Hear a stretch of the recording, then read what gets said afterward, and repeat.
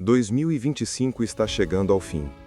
E talvez você esteja olhando para trás com um misto de frustração, silêncio e até um pouco de dor. Os planos que você fez em janeiro parecem distantes. A lista de metas, que antes era um mapa de conquistas, agora parece um lembrete do que não foi. E é nesse momento que muitos se perguntam: onde foi que eu errei? Mas antes de mergulhar na culpa, é preciso entender que nem todo objetivo não alcançado é sinal de fracasso. Às vezes, é sinal de que Deus está te ensinando algo mais profundo.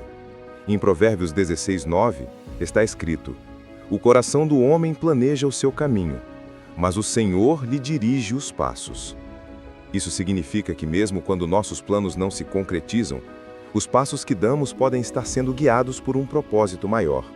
Na vida profissional, talvez você tenha se dedicado, estudado, entregado mais do que o esperado. E mesmo assim, não foi promovido, não foi reconhecido. Talvez você tenha se preparado para uma transição de carreira, buscado certificações, feito networking, e mesmo assim, nada se concretizou. No ministério, talvez você tenha sentido que sua voz não foi ouvida, que seus esforços não geraram frutos visíveis. Mas Deus vê o que os homens não veem. Ele não mede sucesso como o mundo mede. Ele mede fidelidade. E se você foi fiel, mesmo sem aplausos, você já está no caminho certo. Em Hebreus 11:1, lemos: ora, a fé é a certeza daquilo que esperamos e a prova das coisas que não vemos. Fé não é sobre ver resultados imediatos. Fé é sobre continuar, mesmo quando tudo parece parado.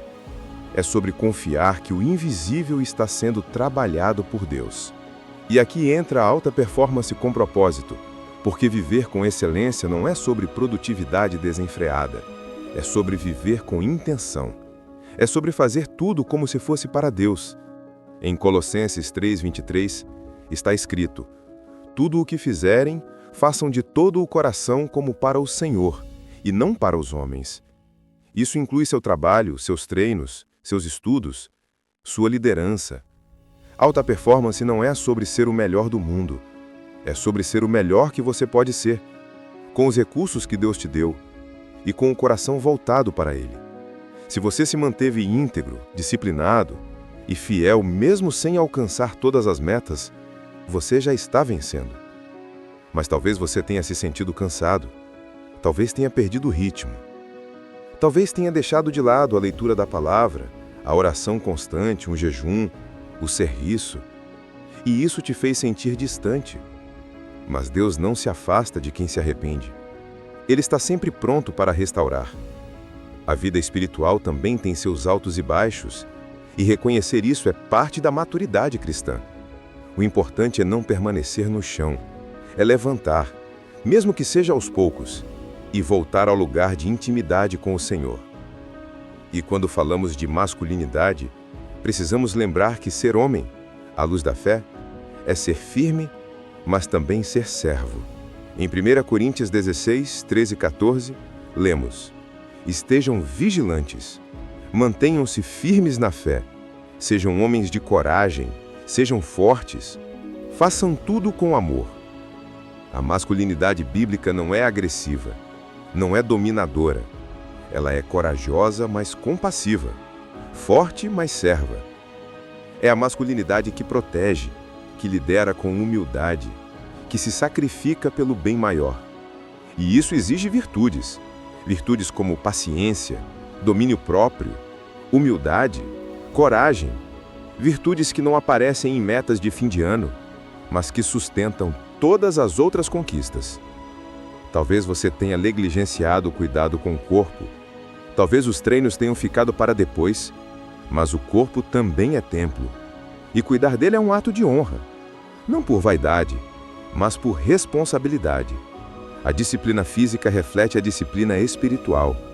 E quando você se compromete com o exercício, com o descanso, com a alimentação, você está dizendo: eu respeito o que Deus me deu. Isso também é virtude. Isso também é fé em ação. E não se trata de estética, mas de saúde, de vigor, de energia para servir melhor, para trabalhar melhor, para viver com mais disposição. A civilidade também entra aqui, porque mesmo em tempos difíceis, o homem virtuoso permanece educado, respeitoso, firme em seus princípios. Ele não se corrompe pela pressão, não se molda ao caos. Ele permanece íntegro. E isso é raro. Mas é exatamente isso que o mundo precisa. Homens que não apenas falam de valores, mas que vivem esses valores. Homens que não apenas frequentam a igreja, mas que são igreja onde quer que estejam. Homens que não apenas buscam sucesso, mas que buscam santidade. E talvez você tenha se decepcionado com pessoas, com líderes, com irmãos. Talvez tenha se sentido sozinho, incompreendido, até invisível. Mas lembre-se que Deus nunca te deixou de lado. Ele nunca te ignorou. Ele nunca te abandonou. Em momentos de silêncio, Ele está te ensinando a ouvir. Em momentos de espera, Ele está te ensinando a confiar. Em momentos de dor, Ele está te ensinando a depender. E isso é graça. Isso é amor. Isso é formação. Agora, talvez você esteja se perguntando: e o que eu faço com essa sensação de que 2025 foi um ano perdido? A resposta está em Isaías 43:19. Vejam, estou fazendo uma coisa nova. Ela já está surgindo. Vocês não a reconhecem? Deus está sempre em movimento. E você também pode estar. O ano não acabou. Ainda há tempo para plantar. E mesmo que não haja, 2026 está logo ali. E ele pode ser o ano da colheita. Mas para isso, 2025 precisa ser o ano da raiz profunda. O ano em que você aprendeu a esperar. O ano em que você aprendeu a confiar. O ano em que você foi moldado. Recomece, com mais sabedoria, com mais fé, com mais foco, com mais oração, com mais virtude. Recomece com a certeza de que Deus não terminou a obra em você.